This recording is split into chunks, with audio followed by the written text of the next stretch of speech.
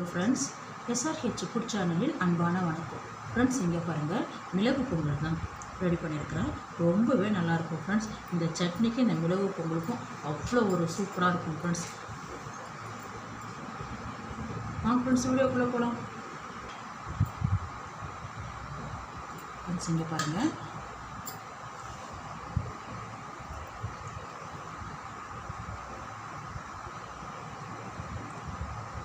சட்னியோட அந்த மிளகு பொங்கல் சேர்த்து சாப்பிட்றதுக்கு அவ்வளோ சூப்பராக இருக்கும். கொஞ்சம் முந்திரி கூட இருந்து நெய் இருந்து சாப்பிட்றா தான் சூப்பராக இருக்கும் பொங்கல். ரொம்ப நல்லாயிருக்கும் ஃப்ரெண்ட்ஸ். இங்கே பாருங்கள், மிளகு பொங்கலுக்கு பாசிப்பருப்பு எடுத்துருக்கேன், பச்சை பயிறு, ஒரு டம்ளர் அரிசிக்கு அரை டம்ளரு. இது கொஞ்சம் தீக்காமல் கருகிடாமல் லைட்டாக சூடுபடுத்தினா போதும். கலர் மாறிடக்கூடாது, அதே கலர் இருக்கணும். சூடுபடுத்திக்கிட்டால் போதும். இந்த அளவுக்கு இருக்கணும் பாருங்கள். ஸ்டவ் ஆஃப் பண்ணிவிடுங்க. பச்சரிசி தண்ணியில் ஊற வச்சுருக்கேன். இது கூடவே நம்ம வறுத்து வச்சுருக்க பாசிப்பருப்பு சேர்த்துருங்க. சூடாக இருக்குது. நல்லா ஒரு 3 டைமு வாஷ் பண்ணிவிட்டு அதுக்கப்புறம் தண்ணி ஊற்றி ஒரு அரை மணி நேரம் ஊறட்டும் ஃப்ரெண்ட்ஸ். மூடி வைங்க, அரை மணி நேரம் நல்லா ஊறட்டும் ஃப்ரெண்ட்ஸ். இங்கே பாருங்கள், 3 டீஸ்பூன் எண்ணெய் விட்டுருக்கேன். நம்ம பொங்கல் ரெடி பண்ணிட்டு வரைக்கும் நெய் விட்டுக்கலாம். இப்போதைக்கு எண்ணெய் விட்டுக்குங்க. இங்கே பாருங்கள், 2 டீஸ்பூன் ஜீரகம், 2 டீஸ்பூன் மிளகு, ஒரு துண்டு இஞ்சி தோல் நீக்கி பொடிசாக கட் பண்ணியிருக்கேன். எல்லாமே அப்படியே சேர்த்துருங்க. இஞ்சி சேர்த்தா தான் இந்த மிளகு பொங்கலுடைய டேஸ்ட்டு நல்லா கிடைக்கும். மிளகு, ஜீரகம், இஞ்சி 3மே. தாளிக்கும் போது பெருங்காயத்தூள் சேர்த்துக்கலாம். இப்போதைக்கு போதும். பார்த்தீங்களா, இஞ்சி சேர்த்து மிளகோட வாசனை சூப்பராக வாசனையாக இருக்க பாருங்க. இந்த டைமில் ஒரு டம்ளர் தண்ணி. இங்கே பாருங்கள், தண்ணி பாருங்கள், அளவு பாருங்கள், அந்த விளிம்பு வரைக்கும் வருது பாருங்கள் தண்ணி. இது மாதிரி நிறைய நம்ம இது வரைக்கும் தான் அளவு எடுத்த அரிசி தலை தட்டி எடுத்துருந்தேன் இல்லையா, அதே மாதிரி. இங்கே பாருங்கள், ஒரு டம்ளர் அரிசிக்கு 3 டம்ளர் தண்ணி. பாசி பருப்புக்கு அரை டம்ளர் தண்ணி சேர்த்தா போதும். நம்ம எடுத்த அளவுக்கே வச்சா போதும். நல்ல குழைய வேணும் அப்படின்னு சொன்னாக்கா பாசிப்பருப்பு 2 டம்ளர் அளவாக எடுத்துக்கோங்க. இங்கே பாருங்கள், பச்சை பயிறு அரை டம்ளரு, அதுக்கு அரை டம்ளர் தண்ணி. அவ்வளோதான். தண்ணி நல்லா கொதிக்கட்டும். அதுக்கப்புறம் பச்சரிசி சேர்த்துக்கலாம். இங்கே பாருங்கள், இந்த மிளகு பொங்கலுக்கு கல் உப்பு. இன்னும் கொஞ்ச நேரம் தண்ணி கொதிக்க ஆரம்பிச்சிடும். தண்ணி நல்லா கொதிக்குது. இங்கே பாருங்கள், அரிசி நல்லா தண்ணி வடித்து எடுத்து வச்சுருக்கேன் பாருங்கள். இப்போ அப்படியே சேர்த்துடலாம் அரிசியை. 2 டம்ளர் அரிசி இது.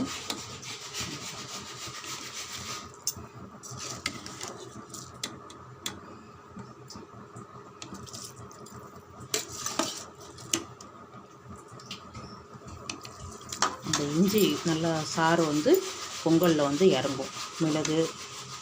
மிளகு இஞ்சி எல்லாம் இருந்தால் பசங்க எடுத்து தான் வைப்பாங்க. நீங்கள் இது கூட சேர்க்கும்போது தண்ணியில் நல்லா கொதித்து இந்த சாறு நல்லா இறங்கியிருக்கும். பொங்கல் சாப்பிட அவ்வளோ ஒரு டேஸ்ட்டாக இருக்கும். எல்லாமே சேர்த்துருங்க. இங்கே பாருங்கள், எல்லாமே சேர்த்தாச்சு.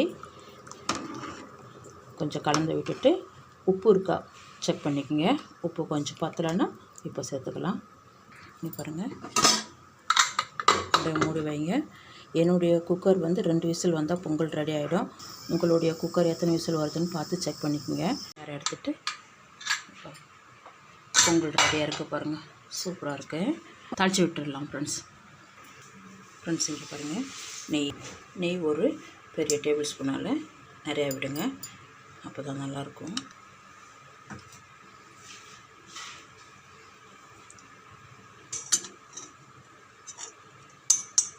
இங்கே பாருங்கள், அரை டீஸ்பூன் ஜீரகம்,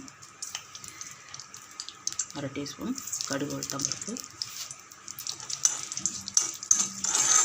இங்கே பாருங்கள், முந்திரி ஒரு கைப்பிடிக்கு மேலே இருக்குது.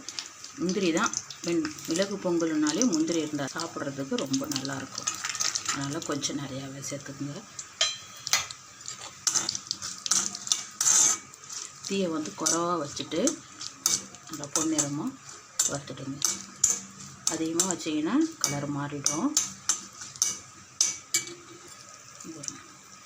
கருவேப்பிலை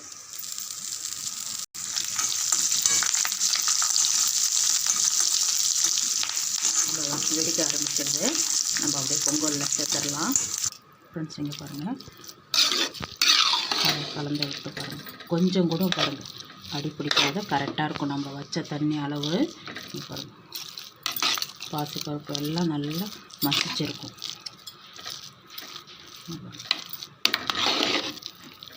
திறந்தாலே ஒரே வாசனையாக இருக்குது.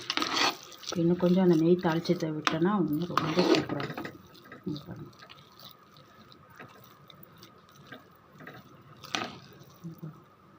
விசில் வந்து ஒரு 10 நிமிஷம் கழித்து தரங்க.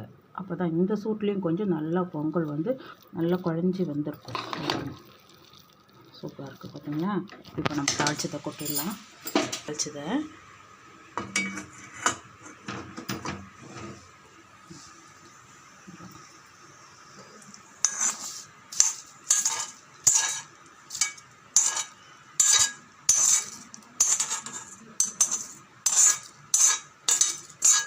இப்போது நல்லா கலந்து விடுங்க.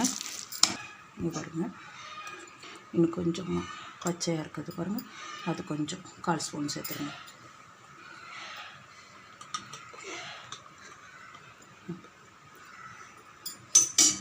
இந்த சூட்லேயே பாருங்கள் உருகி எடுத்து பாருங்கள். அவ்வளோதான், சூப்பராக ரெடி ஆகிடுது. இங்கே பாருங்கள் ஃப்ரெண்ட்ஸ், சூப்பராக இருக்கும் ஃப்ரெண்ட்ஸ் மிளகு பொங்கல். வாங்க ஃப்ரெண்ட்ஸ் சாப்பிட போகலாம். ஃப்ரெண்ட்ஸ் இங்கே பாருங்கள், மிளகு பொங்கலுக்கு சட்னி ரெடி பண்ணிடலாம். ஒரு அரை மூடி தேங்காய் சின்ன சின்னதாக பீஸ் போட்டு வச்சுருக்கேன். ஒரு துண்டு இஞ்சி, 4-5 பூண்டு தோல் நீக்கி வச்சுருக்கேன். இஞ்சி அதே மாதிரி தோல் நீக்கி வச்சுருக்கேங்க. பச்சை மிளகாய் நம்ம காரத்துக்கு தகுந்த மாதிரி ஒரு 5-6 சேர்த்துருக்கேன். இதை ஜாரில் சேர்த்து இங்கே பாருங்கள் சேர்த்துட்டேன். இங்கே பாருங்கள் குறப்பாக தான் அரைச்சிருக்கேன். ஃபஸ்ட்டு தண்ணி விட்டு தேங்காய் கொஞ்சம் அரைப்படுறதுக்கு லேட் ஆகும். அதுக்கப்புறம் பொட்டுக்கடலை சேர்த்துக்கலாம். இங்கே பாருங்கள் தண்ணி விட்டு இன்னும் கொஞ்சம் நல்லா நைஸாக அரைச்சிடலாம். இங்கே பாருங்கள் நல்லா அரைச்சிட்டேன். இங்கே பாருங்கள் பொட்டுக்கடலை இப்பொழுது கொஞ்சம் மல்லி இலை சேர்த்துட்டு சட்னி பதத்துக்கு அரைச்சிடலாம். ரொம்ப நைஸாக அரைக்கக்கூடாது, கொஞ்சம் சட்னிக்கு கொஞ்சம் திரியாக இருக்கிற மாதிரி. இந்த சட்னிக்கு தகுந்த கல் உப்பு இப்போ கொஞ்சமாக சேர்த்துக்குங்க. எல்லாம் அரைச்சிட்ட வரைக்க செக் பண்ணிவிட்டு அப்புறம் கொஞ்சம் சேர்த்துக்கலாம். இங்கே பாருங்கள் இந்த அளவுக்கு அரைச்சிக்கிட்டால் போதும்.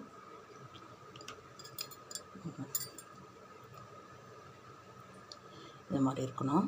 பாத்திரத்தில் மாற்றிட்டு இப்போ பாருங்கள் சட்னி அரைச்சிட்டேன். ஜாரில் இருக்கிற தண்ணியும் சேர்த்துருக்கேன். நல்லா கலந்து விடுங்க. நல்லா கலந்துட்டு தாளிச்சிடலாம் ஃப்ரெண்ட்ஸ். பாருங்கள் 3 டீஸ்பூன் எண்ணெய் விட்டுருக்கேன். கடுகு உளுத்தம்பருப்பு ஒரு அரை டீஸ்பூன், கருவேப்பிலை ஒரு வரமிளகாய்,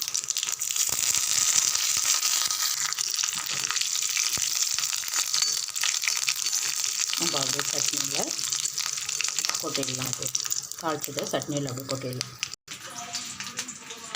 பாருங்கள் அப்படியே சேர்த்துருங்க. Chutney ready friends.